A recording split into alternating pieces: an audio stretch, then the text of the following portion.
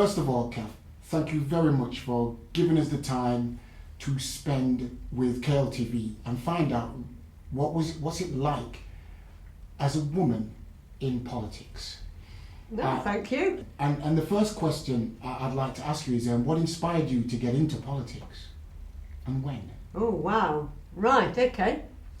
The council were going to close my children's school, and I thought, this isn't really good. No, they're not asking anybody. They're just saying to parents, you've got to move your children to another school, and parents obviously didn't like it, so we got together and fought a Save Our School campaign, which we won. And I got a taste then of, if you want to influence, change decisions, you've got to be in the right place to do it. And then I was asked if I would stand for the council. When was this? 1980, I think I first did in 1983, and I got elected in 87. So understanding the historical journey of women and the evolution of women participation in politics, the obstacles, the juggling of the home and the family and the issues, where do you think women's politics is today? Wow, local politics. Oh, local, yeah. When I started campaigning to get elected here in Cleckheaton, I had 3 children under 7, I think. So I know what it's like juggling children, work, politics. I don't think it's got any easier. Everything is set out for a man's world, really, rather than a woman's. So nobody thinks about meetings that might suit women who have childcare responsibilities. So I don't think it's got any easier, and that's a great shame, actually. We need more women. Mm-hmm. Well, I promise you I'll come back to that whole issue of how many women are in politics in Kirklees today, and how could we motivate more women to get involved with politics. In what ways does policy affect gender or affected by gender? That is a really good question. Obviously some big policy issues affect everybody more or less equally, but there are some areas where, because political decisions are male dominated, there's not enough attention paid to what matters a lot to women. Let's take the obvious one is childcare arrangements, and concerns about health and well-being, those sort of things, caring for children or ageing parents. Not exclusively, but majority of those people will be women. And council having good policies about supporting carers, for example, is very important, and probably doesn't get enough priority within what the council does. I suppose another example which I get frustrated about from time to time is when we're talking about sport and how the council supports sporting opportunity. It's nearly always about football, rugby,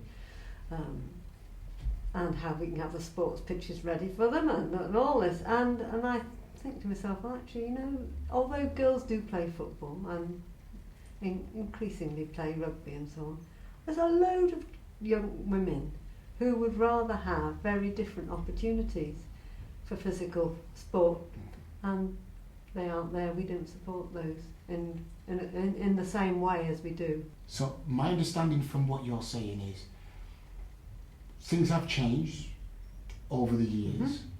However, the same subtle messages and practices still exist. I mean, something as basic as, let's have a meeting at 6 o'clock. I mean, what happens in the chambers then? Can you challenge that? Do you challenge it? How do you go about challenging it? That's a challenge to me. I used to challenge it a lot and got nowhere. So I do challenge from time to time. I've got a meeting set up today at 5. One of my colleagues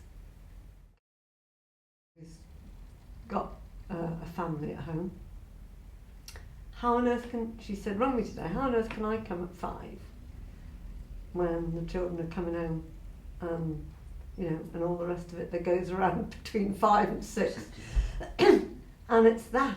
So she's not coming. That's not right, is it? That's not right. And we need, everything is sorted to suit certain people. Is it certain people or is it the men? I think some men are more thoughtful than others about getting the right timing. The Lib Dems have had a real strong tradition in women's politics. And in 1923, Mary Blair Myers was the first elected councillor here in Kirklees. And she was seen as a woman who gets into women's issues, i.e. rooted in community, family, children, and various other things. Has that changed in any sort of way, that the women in politics right across the political piece are involved with those women's issues as what it was seen? But there's a woman called Winifred Wable Archer who said it's not women's issues, it's people's issues. And she said that in the 1980s. So where does this sit with you? Are we stereotyping women in politics to be involved in the women's issues? Or it's not women's issues per se, it's people's issues? What do you think? A couple of thoughts really. First of all, I think you're absolutely right. There's been a strong tradition in this part of West Yorkshire of outspoken and will not be put down and go away women. And I'm pleased that I'm part of that tradition. There is a tendency in local politics to assume that women are best placed in children's issues, social care, education, those sort of areas, and not able to play the big strategic field that men like to see themselves dominating. I would challenge that. If you want to, as a woman, to change the lot and improve the lives of local people, you've got to be where the big strategic decisions are made, because that's where everything else flows. So I tried to make sure I was where the big strategic decisions were made. But if I may say, you're the only one, or you're one of a few that is involved in where the big strategic decisions are made. Is that about you, or is that about the culture which enables women like you to progress to that? What would you say? Have you broken down those barriers, or does the barrier still exist and you just found a way around it, over it, or absolutely through it? Through it. Excuse me. I was the first woman leader for Kirklees and have been the only one. I regret that hugely, because 50% of our population are women, and you need those voices there to just stand up for those issues and matters that concern women most. However, I think women are put into pigeonholes still on the council. If you think about the women who are now in the Kirklees Council Cabinet, where the decisions are made, the women there are all pigeonholed. Social care, education, leisure. Okay. The big stuff, highways, transport, planning, that's men still. What would you do if you had one way of changing that? What would be your first suggestion of changing that? I think we've got to encourage women, give them the confidence to see that they have just as many skills as their male counterparts to, take on these other roles. They don't have to. Who's got to do that encouragement? Obviously, other women do. Is it a because that's system good. change? I think it's a cultural change, isn't it? It's about why should it just be men? And, sometimes men should say, why should it just be women who are in these other roles? And that I would totally support that. Sometimes you need both perception from time to time. So, a man doing social care might have some insights and thoughts that women won't. So, and I can't remember the last time it was a man in charge of social care. Yes, I can. It was when I was leader of the council, so it would be, say, up to about 2004. Right. I think we had a man doing it. And there haven't been one since? No. Okay, so how I'm going to ask this question, but even the question in itself I feel a bit uneasy about. How do women stand out? As if they should stand out. Why can't they be just part of a team that serves the electorate? I'm a great believer in teams. I don't think anything that one does in politics should be anything but working together to try and make the changes that you want. I don't think any one person has got all the skills and knowledge that you need. To get more women up there, it's to give them the confidence that they too can do it and that their voice needs to be heard. You seem really concerned about that, to get more women involved. Absolutely. Yeah, what's the drive behind it for you?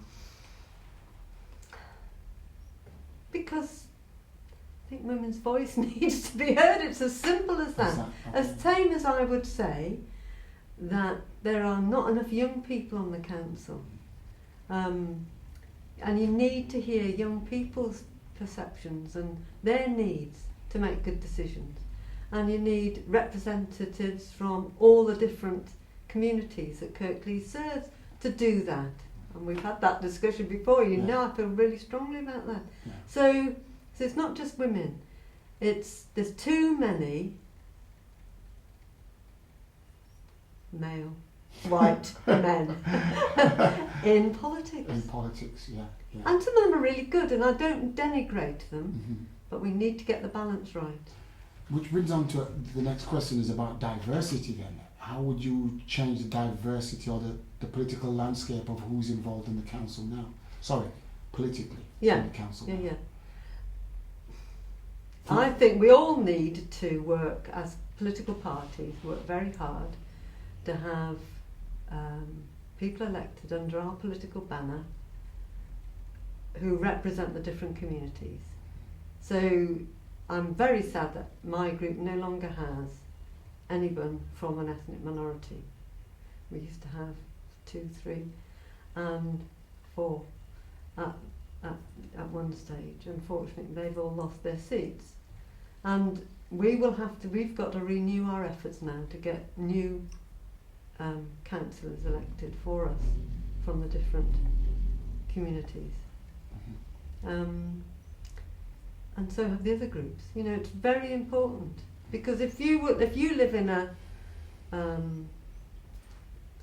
let's say a South Asian community, and you look at your councillors, or an Afro-Caribbean background, and you look at your councillors, and especially for Afro-Caribbeans, and Africans, they see no person out of the 69 from their community.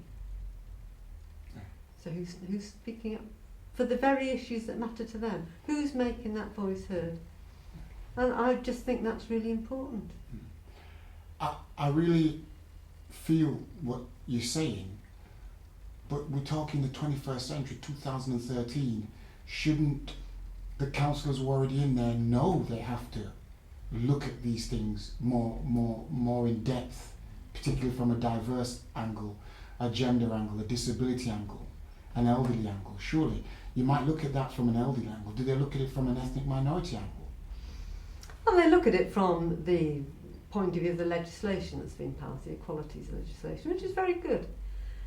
But it's not the same as understanding the cultural background and needs of those communities, and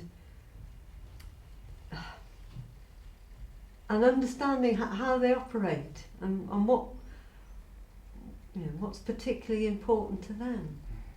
It's all that, isn't it, for me? Yeah, the cultural essence of a community. Absolutely, do the theory of equalities. Yeah. Make sure you've got, you think about disabled people. Make sure you think about older people. Make sure you think about people whose English might be a second language. All that you can do in a theoretical way. Yeah. It doesn't make up for that. What all of us as councillors bring, and that's what we bring most, is knowing our communities and knowing the place that we represent. And unless we have more of those people from those backgrounds doing that, we are deprived as a group of councillors, I think, and able to respond to local people. In 1930, a prominent Huddersfield politician said, a brilliant woman in politics has got just as much chance in gaining a seat as an exceptional poor man. It wasn't David Ridgway, by the way. Yeah. What I'm hearing is, A, there are a lack of women in local government. B, a lack of, particularly in your party now, minority representations. And C, we know since 1974, and even before that, there's never been someone from the African descent community. We have all got to work much harder to get a wider representation from our different communities. One of my unmet aims, ambitions if you like, is to have the first councillor from African descent as a Liberal Democrat councillor. Well, you had the first woman. Yeah. So, go for it. Where would you first start with this, if you was to change it? What do you think needs to happen? For me, it's the responsibility and the fault of political parties that we've not reached out enough to the different communities and helped them feel that it's somewhere that is good to get to be involved, and so they can have their say. You've got a real passion for Wycliffe Mount School. I certainly have. You tell us about that, please. It's a local high school here in Cleckheaton, and I've been chair of governors for a lot of years, and my background is as a teacher, so I'm absolutely passionate about doing what I can, obviously, to make the school the best it can be for local young people. 'Cause that's where they get their opportunities. They're going to, get out into the world. The school is where those windows are opened for opportunity, for hope, and that's what I can do. Yeah. I can help do that, so I will be there. It's the next generation, isn't it? Who's gonna? Absolutely. Yeah. Is there anything else about your association with Wycliffe Mount? What does it do for you? Oh, I've never thought of that. I think satisfaction that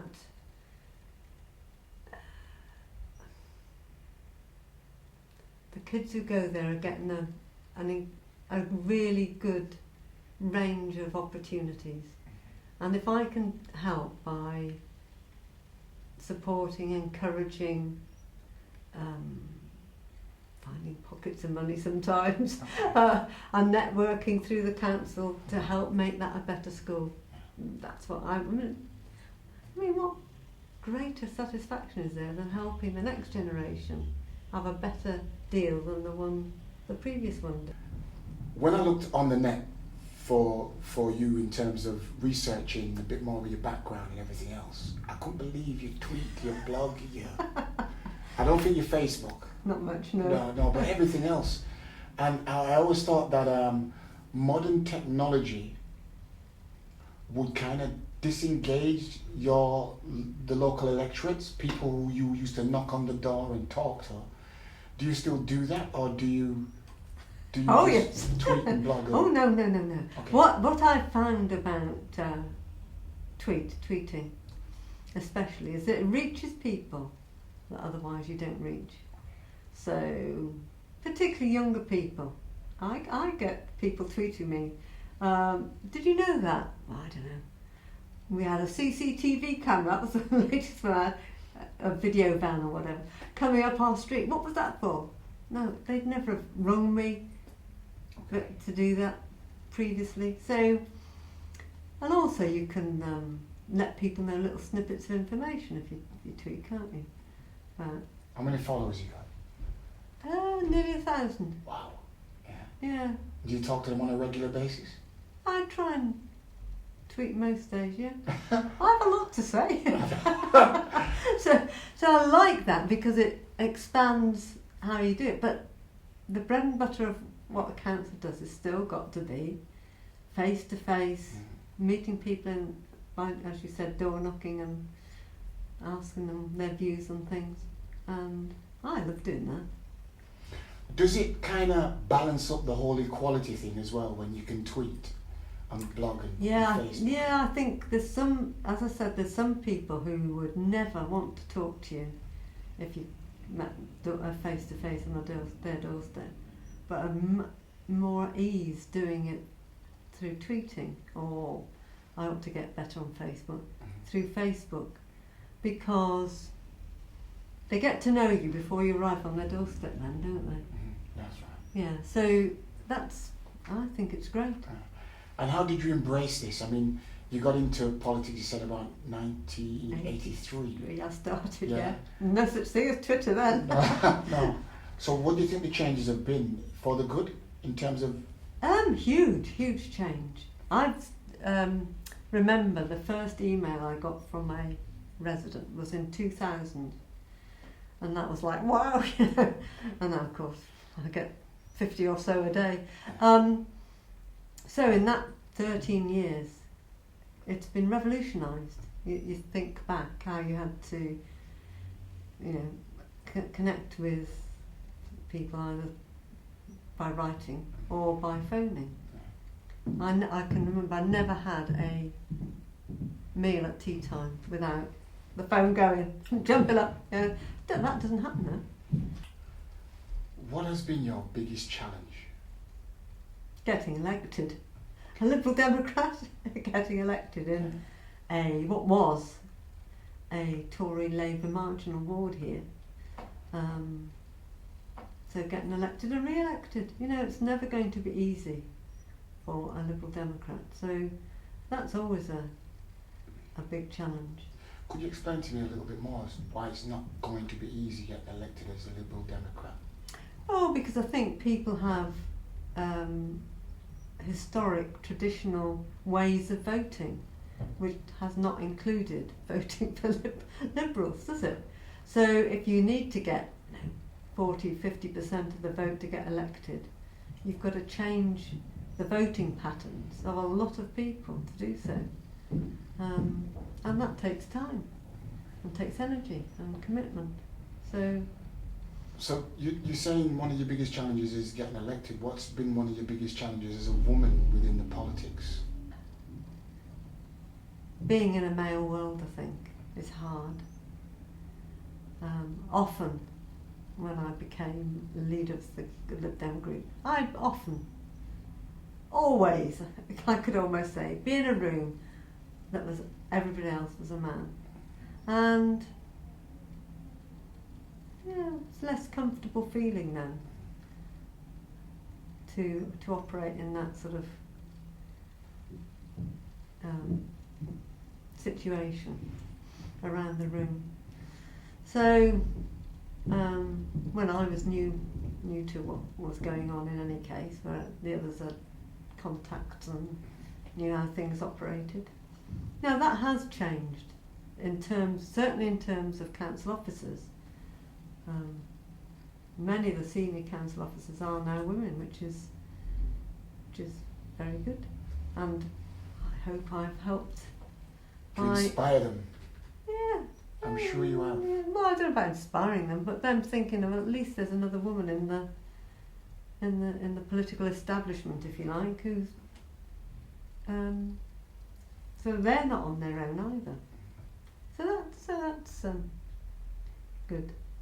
How could women get more involved in local politics? I don't like the use of that word politics, because I think that's the first hurdle. That puts people off because they think it's this yah-boom stuff and men falling out in lumps and all that. So no, it's not. So let's start where it matters. Become a school governor. Help your community that way. That links you in with how decisions are made and how you can influence what goes on in the locality. We have some town and parish councils in Kirklees. Become a member of one of those. It's a much less time-consuming role than a Kirklees councillor. Young people now in their own schools have school councils. I know at Wycliffe Mount each form tutor group has to elect one person to sit on those, and that's another good way of young people understanding how decisions are made, who sets the priorities, how much money do we spend on them. That's what politics is about. And I wish we could overcome that mindset in the community that politics is not for them. Yes, it is. It's about the way we run our lives. How much money we spend on mending roads as opposed to childcare. So it's critical stuff, and we need people to get involved. Is there a difference between female leadership within politics and male leadership within politics? My immediate answer would be yes, but then I also immediately think of Margaret Thatcher, and she was not what I would see as anything more than having a male style of domination. That's just one woman, isn't it? Yeah. I know. Collectively, historically, what do you think? But you see, it's very interesting that Angela Merkel has just been re-elected in Germany, and her style is, consensual, collaborative, team player, and that she's is well loved, isn't she? Yeah, she's called Mutti, isn't she? Mutti, mother, in Germany, which is, can't imagine calling Margaret Thatcher that, can you? No. Lots of things, but not that. And I think women's leadership is more of that consensual, collaborative approach, team approach, than many men's style is. And how would you describe your leadership? Well, no. Somewhere between. No, I think I hope I'm a team. Well, I hope not. I think I'm a team player. Listen to everybody and try and tease out the differences, discuss them, get to an agreement, go forward.